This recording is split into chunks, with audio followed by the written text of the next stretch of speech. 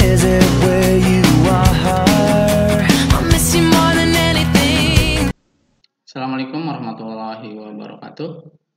Selamat pagi para peserta MPLS Online 2020 bidang kesiswaan OSIS. Perkenalkan, nama Bapak Dadan Fardiansyah. Bapak di sini di SMA 1 Cikande, jabatannya sebagai pembina OSIS. Di sini Bapak akan menjelaskan sedikit tentang organisasi siswa intrasekolah atau yang lebih dikenal oleh kita dengan sebutan OSIS. Yang pertama, apa itu OSIS? OSIS kita bagi 3 bagian. Yang pertama, OSIS bisa sebagai ekstrakurikuler, OSIS sebagai wadah siswa, OSIS sebagai program kerja. Nah, definisi OSIS sendiri, yang pertama, pengertian secara semantik atau lebih dikenal dengan singkatan, OSIS adalah organisasi siswa intrasekolah. Dengan penjelasan, organisasi kelompok kerjasama antar siswa untuk mencapai tujuan, siswa peserta didik pada satuan pendidikan, intra berada di dalam dan di antara sekolah satuan pendidikan, tempat menyelenggarakan kegiatan belajar mengajar. Pengertian secara organis, OSIS adalah satu-satunya wadah organisasi siswa yang sah di sekolah. Secara fungsional, OSIS merupakan salah satu dari 4 jalur pembinaan kesiswaan di samping latihan kepemimpinan, ekstrakurikuler, dan wawasan wiyata mandala. Tujuan OSIS menghimpun ide, pemikiran, bakat, kreativitas, serta minat siswa, mendorong sikap, jiwa, dan semangat kesatuan dan persatuan di antara siswa, tempat dan sarana berkomunikasi, menyampaikan pikiran dan gagasan, mematangkan kemampuan berpikir, wawasan, dan pengambilan keputusan. Fungsi OSIS ada 7 bagian. Yang pertama, wadah untuk menampung dan menyalurkan aspirasi siswa serta menetapkan garis-garis program. Pelaksana kegiatan kesiswaan. Yang ketiga, sarana komunikasi antara siswa. Keempat, wadah pengembangan potensi diri siswa sebagai calon seorang ilmuwan dan intelektual yang berguna di masa depan. Pengembangan pelatihan keterampilan organisasi, manajemen, dan kepemimpinan siswa. Yang keenam, pembinaan, pengembangan, dan pemberdayaan kecakapan hidup atau lebih dikenal dengan life skill. Pembinaan, pengembangan, dan pemberdayaan kader-kader bangsa. Itu tujuan dan fungsi OSIS yang sudah dijelaskan di slide. Kemudian selanjutnya, manfaat OSIS meningkatkan nilai-nilai ketakwaan terhadap Allah Subhanahu wa Ta'ala, Tuhan yang Maha Esa, meningkatkan kesadaran berbangsa, bernegara, dan cinta tanah air, meningkatkan kepribadian dan budi pekerti luhur, meningkatkan kemampuan berorganisasi, pendidikan politik, dan kepemimpinan, meningkatkan keterampilan kemandirian dan percaya diri, meningkatkan kesehatan jasmani dan rohani, menghargai dan mewujudkan nilai-nilai seni, meningkatkan dan mengembangkan kreasi seni. Oke, selanjutnya tugas pengurus OSIS, menyusun dan melaksanakan program kerja sesuai dengan ADART OSIS serta GBPK yang disusun MPK, selalu menjunjung tinggi nama baik, kehormatan, dan martabat sekolah. Kepemimpinan pengurus OSIS bersifat kolektif, menyampaikan laporan pertanggungjawaban kepada pembina OSIS, MPK, dan tembusannya kepada perwakilan kelas pada akhir masa jabatannya. Selalu berkonsultasi dengan pembina. Kemudian, apa itu Tridasar OSIS SMA 1 Cikande? Penjelasan Tridasar OSIS. Tridasar OSIS adalah 3 anggaran yang menjadi dasar dari segala peraturan organisasi kesiswaan di SMA 1 Cikande. Tridasar OSIS terdiri dari anggaran dasar OSIS, anggaran rumah tangga MPK, dan anggaran rumah tangga Badan Pengurus OSIS. Anggaran dasar OSIS berisikan tentang dasar-dasar organisasi kesiswaan dalam bentuk OSIS, baik MPK, Badan Pengurus OSIS, maupun ekstrakurikuler. Anggaran rumah tangga MPK berisikan tentang aturan kerumah tanggaan MPK yang berlaku bagi ruang lingkup MPK dan Badan Pengurus OSIS. Anggaran rumah tangga Badan Pengurus OSIS berisikan tentang aturan kerumah tanggaan Badan Pengurus OSIS yang berlaku bagi ruang lingkup Badan Pengurus OSIS dan ekstrakurikuler.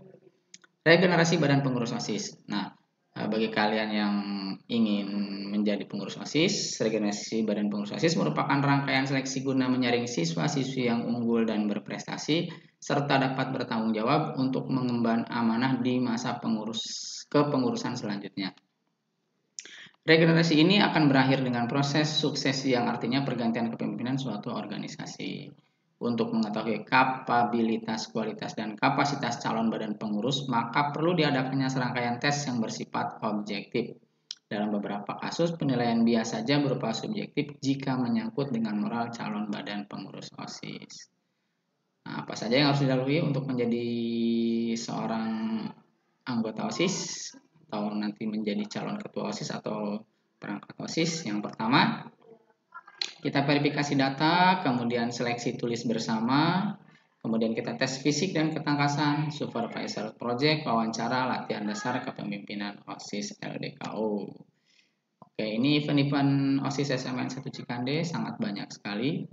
Bisa dilihat di Instagramnya OSIS SMN 1 Cikande. Oke, ini saya gabungkan antara OSIS yang tahun 2020 dengan OSIS yang tahun 2019. Oke, banyak sekali sebetulnya yang bisa dilihat nanti di Instagramnya OSIS SMN 1 Cikande. Nah, Batalion Kavaleri 12 bisa dilihat di Instagramnya. Oke, mungkin hanya sekian paparan dari Bapak sebagai pembina OSIS.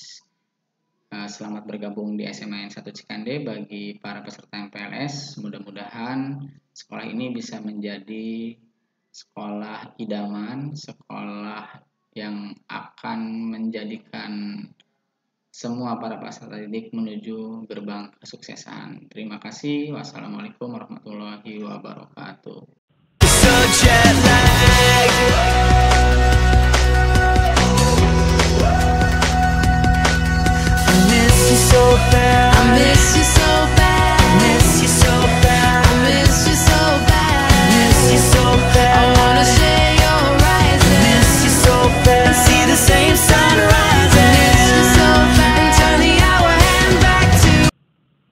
Assalamualaikum warahmatullahi wabarakatuh. Shalom, Om Swastiastu, Namo Buddhaya, salam kebajikan.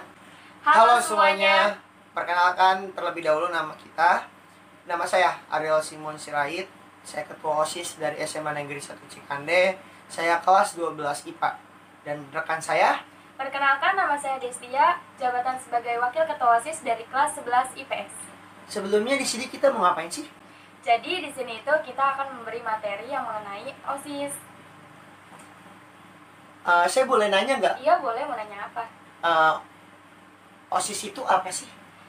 Nih, jadi saya bakal jelasin ya. OSIS adalah organisasi siswa intrasekolah. OSIS itu mulai berada di tingkat SMP dan SMA.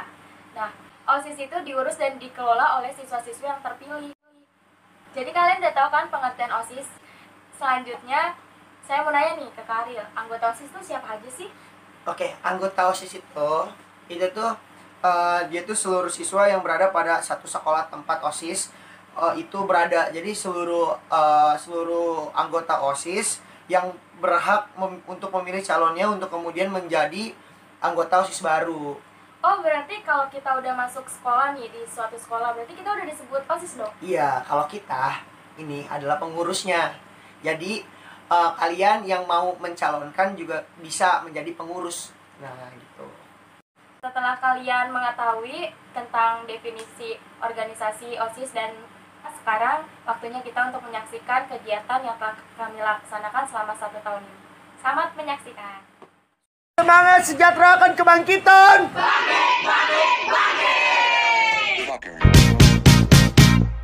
Give me your attention, baby. I gotta tell you a little something about yourself. You're wonderful, flawless, ooh, you a sexy lady. But you walk around here like you wanna be someone else. Oh, whoa. I know that you don't know it, but you're fine, so fine.